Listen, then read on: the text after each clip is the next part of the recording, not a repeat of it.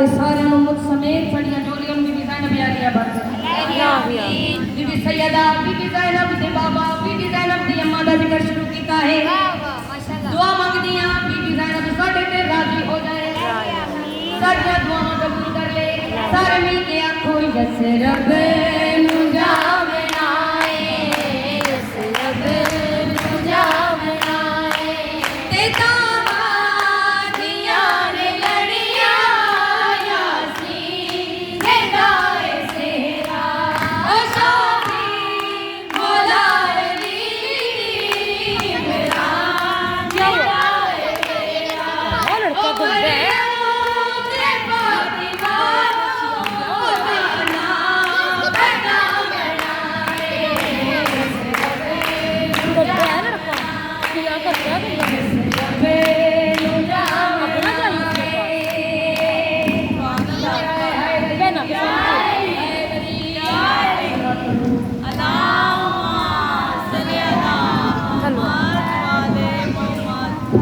मेरा ईमान है, नबी मुस्तफा दा जिक्र है, अली और मुर्तजा मौजूद है, बीबी सैयदा मौजूद है, 12 इमाम मौजूद है, 14 मासूमीन मौजूद है, इत्थों के रब भी मौजूद है।